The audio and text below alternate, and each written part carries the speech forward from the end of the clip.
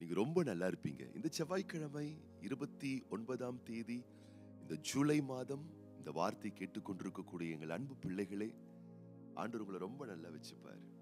நீங்க ரொம்ப ரொம்ப நல்லா இருப்பீங்க. நீங்கள் நன்றாய் இருப்பதற்காகத்தான், உங்களை நல்லா வச்சுக்கிறதுக்காகத்தான் இந்த நாளை படைத்த தேவன் உங்களுக்கு கொடுத்திருக்கார். ஆகவே இந்த நாள்ல நீங்க உங்களை எப்படியெல்லாம் கஷ்டப்படுத்திக்கலாம், எப்படியெல்லாம் உங்களை துக்கப்படுத்திக்கலாம், எப்படியெல்லாம் உங்களை வேதனைப்படுத்திக்கலாம் என்ற ஒரு விஷயத்துல நீங்க கவனம் செலுத்தாம, எப்படியெல்லாம் உங்களை பெட்டர் ஆக்கிக்கலாம், எப்படியெல்லாம் நீங்க உங்களை நல்லா வச்சுக்கலாம் என்ற ஒரு விஷயத்துல கவனம் செலுத்த ஆரம்பிங்க. குறிப்பா உங்களை சுற்றி நடக்கக்கூடிய சில நிகழ்வுகளை பார்த்து அதை பர்சனலா எடுத்துக்காதீங்க. அது எனக்கான ஒன்று. உங்களை சில விஷயம் பாதிக்குதா, அது எனக்கான ஒன்றுன்னு சொல்லி அதை பர்சனலா நீங்க எடுத்துட்டு உங்களை காயப்படுத்திக்காதீங்க. நீங்க ரொம்ப ரொம்ப நல்லா இருக்கணும். நீங்க ரொம்ப ரொம்ப நல்லா இருப்பீங்க. ஒருவேளை உங்களுடைய வாட்ஸ்அப்ல நீங்க போகும்போது வாட்ஸ்அப் ஸ்டேட்டஸ்ல உங்களுடைய நண்பர்கள், அன்பர்கள், உங்க காண்டாக்ட்ல இருக்கக்கூடியவங்க, அவங்க ஸ்டேட்டஸ்ல வந்து பாத்தீங்கன்னா ஏதாச்சும் ஒரு துணுக்குகள், கருத்துக்கள், ஒரு வீடியோ பதிவுகள் ஏதாச்சும் ஒன்று அவங்க வச்சிருப்பாங்க. நீங்க அதை ஓபன் பண்ணி பார்க்கும் பொழுது ஏதோ அந்த ஒரு விஷயம் வந்து உங்களை தாக்குற மாதிரி, உங்களை குத்துற மாதிரி ஏதாச்சும் இருந்துச்சுன்னா நீங்க அதை பர்சனலா எடுத்துக்கிட்டு உங்களை பாதிச்சுக்காதீங்க. தனிப்பட்ட விதத்துல எனக்காக தான் அவங்க அதை வச்சிருக்காங்க போல இருக்கு அப்படின்னு சொல்லிட்டு அந்த வாசகங்களால் நீங்கள் உங்களை வருத்தப்படுத்திக் கொள்ளாதீர்கள். உங்க ஆபீஸ்ல, அலுவலகத்துல சில பேருடைய பேச்சுக்கள், சில நடந்துக்கக்கூடிய சில செயல்பாடுகள் ஒருவேளை உங்களை துன்புறுத்துற மாதிரி இருக்கு அப்படின்னு சொன்னா அதை நீங்க பர்சனலா எடுத்துக்கிட்டு உங்களை பாதிச்சுக்காதீங்க. உங்களை சார்ந்தவர்கள் பேசக்கூடிய சில பேச்சுக்கள் குறிப்பிட்டு ஸ்பெசிஃபை பண்ணி உங்களை முகத்துக்கு முகம், கண்ணுக்கு கண்ணு பார்த்து ஒரு நபர் சொல்லாத எந்த ஒரு விஷயத்தையும் தனிப்பட்ட விதத்துல பர்சனலா உங்களுக்காக எடுத்து உங்களை நீங்க நோகடிச்சுக்காதீங்க. நீங்க ஒரு சபையில அங்கமா இருக்கீங்க, உங்க சர்ச்சுக்கு போறீங்க, ஆண்டவர் நீங்க ஆலயத்தில் அமர்ந்திருந்து வார்த்தை கேட்கும் பொழுது கர்த்தருடைய ஊழியக்காரர்கள் மூலம் ஆண்டவர் பேசுறாருன்னா அதை நீங்க பர்சனலா எடுத்துக்காதீங்க. உங்களை பாதிக்கிற மாதிரி, உங்களை துக்கப்படுத்துற மாதிரி சில வார்த்தைகள் வந்ததுன்னா அதை நீங்க தாக்கிக் கொள்வது போல் எடுத்துக்கொண்டு உங்களை வருத்தப்படுத்திக்காதீங்க. அது பொதுவான வார்த்தைகள். அதனாலதான் பாருங்க ஆண்டவருடைய வசனம் எப்படி சொல்லுது பாருங்களேன். நான் உங்களுக்காக வாசிக்கிறேன் அன்பானவர்களே. 1 தெசலோனிக்கேயரின் புஸ்தகம் 5ஆம் அதிகாரம் 21ஆம் வசனம். எல்லாவற்றையும் சோதித்து பார்த்து நலமானதை பிடித்துக் கொள்ளுங்கள். நல்ல விஷயத்தை எடுத்துக்கங்க அன்பானவர்களே. யார் பேசினாலும் உங்களை ரொம்ப டேமேஜ் பண்ணுதா, ஒரே வார்த்தை சொல்லுங்க, அது எனக்கு இல்லப்பா, அவ்வளவுதான், முடிஞ்சு போச்சு. பொதுவாய் வரக்கூடிய வாக்குகள், பா அது எனக்கு இல்லை அப்படின்னு எடுத்துக்கோங்க. ஒருவேளை அந்த வார்த்தை உங்களை சீர்படுத்துவதற்காக வந்தால், உங்களை செதுக்குவதற்காக வந்தால், உங்களை பக்குவப்படுத்துவதற்காக வந்தால், அதை குறை சொல்லி தட்டி கழிக்காம, ஆமா என்கிட்ட ஒரு மிஸ்டேக் இருக்கு, என்கிட்ட ஒரு குறை இருக்கு, என்கிட்ட ஒரு தப்பு இருக்கு, நானும் பர்சனலா சில தப்புகள் நான் பண்றேன், அதை கரெக்ட் பண்ற மாதிரி, அந்த தப்பை சுட்டி காட்டுற மாதிரி ஒரு விஷயம் வந்திருக்கு, ஒருத்தர் அதை சொல்றாங்க, அதை பொதுவாக தான் சொல்றாங்க, ஆனா அந்த தப்புல நான் இருக்கேன், நான் அதை சரிப்படுத்திக்க நான் விரும்புறேன்னு சொன்னா நீங்க அந்த வாக்குகளை எடுத்துக்கொண்டு உங்களை சரிப்படுத்திக் கொள்ளுங்க. அது நல்ல விஷயம் தானே. உங்களை சரிப்படுத்திக் கொள்றது நல்ல விஷயம் தானே. உங்களை சரிப்படுத்திக் கொள்வதற்காக ஒரு விஷயத்தை எடுத்துக்கொள்ளுங்கள் அன்பானவர்களே. உங்களை பாதித்துக் கொள்வதற்காக ஒரு விஷயத்தை எடுத்துக்கொள்ளாதீர்கள். நீங்க ரொம்ப நல்லா இருப்பீங்க. நீங்க ரொம்ப ரொம்ப நல்லா இருப்பீங்க.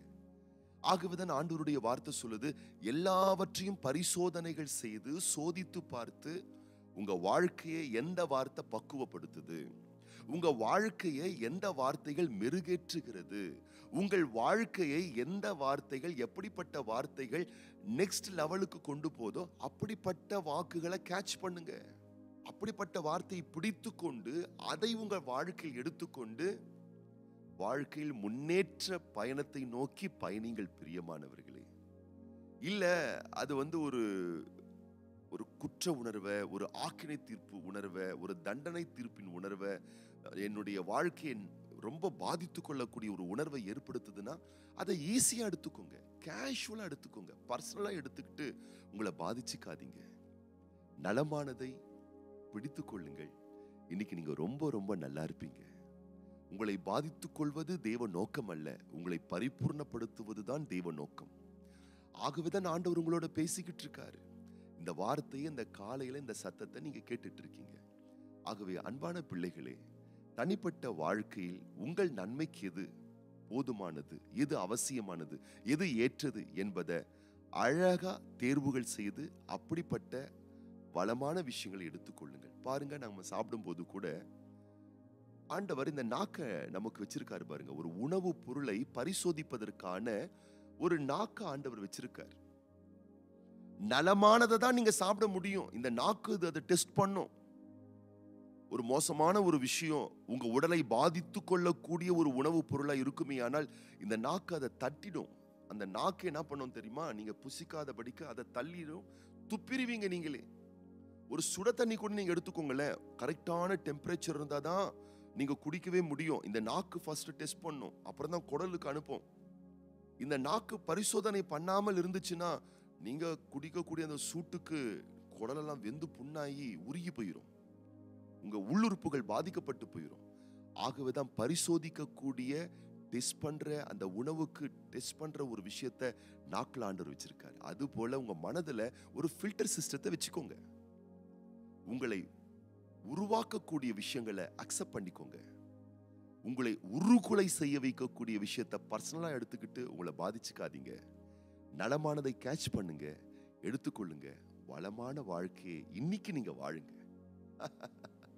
நீங்க ரொம்ப ரொம்ப நல்லா இருப்பீங்க அன்பானவர்களே. இந்த நாளிலும் பிறந்த நாட்கள் காணக்கூடிய அன்பு சகோதரர் ஜே கலைதாசன், அன்பு சகோதரி V Ponmani, sister S Ethel, brother Sugan Babu மற்றும் திருமண நாட்கள் காண்கின்ற பிள்ளைகளுக்காக நம்ம ஜெபம் பண்ண போறோம். கண்களை மூடி நம்ம ஜெபம் பண்ணலாமா? பரலோக தகப்பனே, திருக்குமாரன் இயேசு கிறிஸ்துவின் நாமத்தினாலே சமூகத்தில் வருகின்றோம். இந்த ஜூலை மாதம் 29ஆம் தேதி இந்த செவ்வாய்க்கிழமை இந்த காலையில இந்த வார்த்தை கேட்டுக்கொண்டிருக்கக்கூடிய ஒவ்வொரு பிள்ளைகளையும் வலக்கரம் நீட்டி தொட்டு நீர் தாமே ஆசீர்வதிப்பீராக. உம்முடைய பேர் ஆசீர்வாதம் உடைய பிள்ளைகளோடு கூடவே இருக்கட்டும் ஆண்டவரே. பலருடைய பேச்சுக்கள், ஏச்சுக்கள், நடத்தைகள், செயல்பாடுகள் என்ன பாதிக்குதே அப்படின்னு சொல்லி பர்சனலா உடைய பிள்ளைகள் எடுத்துக்கொண்டு தங்களை சிதைத்துக் கொள்ளாதபடிக்கு நலமான விஷயத்தை, தங்களை உருவாக்கக்கூடிய விஷயத்தை, தங்க வாழ்க்கையை செதுக்கக்கூடிய விஷயத்தை, தங்க வாழ்க்கையை மெருகேற்றக்கூடிய விஷயத்தை உடைய பிள்ளைகள் பிடித்துக் கொள்வார்களாக, எடுத்துக்கொள்வார்களாக. வாழ்க்கை வளமோடு வாழ்வதற்கு வேண்டிய வாக்குகளை எடுத்துக்கொண்டு நலமோடு வாழ்ந்திருக்க உம்முடைய பிள்ளைகளுக்கு நீர் தாமே உதவி செய்வீராக. இன்றைக்கு நாங்கள் கேட்ட வார்த்தையின்படி, தியானித்த வசனத்தின்படி எல்லாவற்றையும் சோதித்து பார்த்து பொல்லாங்கான விஷயங்கள், பாதிக்கக்கூடிய விஷயங்கள், அவசியமற்ற விஷயங்கள், வாழ்க்கையை நாசப்படுத்துகிற விஷயங்களை உம்முடைய பிள்ளைகள் புறம் தள்ளிவிட்டு உருவாக்கக்கூடிய விஷயங்கள், உருமாற்றக்கூடிய விஷயங்கள், விவேகம் அடைவதற்கு, ஞானம் அடைவதற்கு, அடுத்த கட்ட அபார வளர்ச்சி அடைவதற்கு, ஆவிக்குரிய முதிர்ச்சி அடைவதற்கு, வாழ்வில் நல்ல பக்குவம் அடைவதற்கு என்னென்ன விஷயத்தை எடுத்துக்கொள்ளணுமோ அப்படிப்பட்ட விஷயத்தை எடுத்துக்கொள்வதற்கான அழகான மன முதிர்ச்சியை நீர் உம்முடைய பிள்ளைகளுக்கு தருவீராக. இந்த வார்த்தை கேட்கிற, என்னோடு ஜெபிக்கிற ஒவ்வொரு பிள்ளைகளும் இந்த நாளிலே அளவற்ற ஆசீர்வாதத்தை பெற்றுக்கொள்ளும்படிக்கு தேவனாகிய கர்த்தருடைய தேவரகமான ஆசீர்வாதம் உம்முடைய பிள்ளைகள் ஒவ்வொருவருக்கும் உண்டாயிருக்கும்படி தேவனே உம்முடைய வல்ல நல்ல நாமத்தினால வாழ்த்தி நாங்கள் ஆசீர்வாதம் பண்றோம்ப்பா. இன்னைக்கும் பிறந்த நாட்கள் காண்கின்ற, திருமண நாட்கள் காணக்கூடிய ஒவ்வொரு பிள்ளைகளுக்காக உம்முடைய சமூக சன்னிதானத்துக்கு நாங்கள் வருகின்றோம். தேவனாகிய கர்த்தருடைய தெய்வீக பொற்கரங்கள் உம்முடைய பிள்ளைகள் மேல் வைக்கப்படுவதாக. நாட்களை, காலங்களை, ஆண்டுகளை, நன்மைகளால் முடிசூட்டுகிற தெய்வம் நம்முடைய அன்பான பிள்ளைகளுக்கு நீர் தந்திருக்கக்கூடிய இந்த ஆசீர்வாதமான வருஷத்தை நன்மைகளால் முடிசூட்டி வாழ்நாளெல்லாம் களி கூர்ந்திருக்கும்படிக்கு, வாழ்நாளெல்லாம் களி கூர்ந்து மகிழ்ந்திருக்கும்படிக்கு புதிய வளமான ஆசீர்வாதங்களை நீர் உம்முடைய பிள்ளைகளுக்கு தந்து கனப்படுத்த வேண்டுமென ஒப்பு கொடுத்து ஆண்டவர் இயேசு கிறிஸ்துவின் ஆசீர்வதிக்கப்பட்ட நாமத்தினாலே ஜெபிக்கிறோம் எங்கள் நல்ல பிதாவே. ஆமேன், ஆமேன். நல்ல விஷயங்கள் எடுத்துக்கொள்ளுங்க. இன்னைக்கு நீங்க ரொம்ப ரொம்ப நல்லா இருப்பீங்க.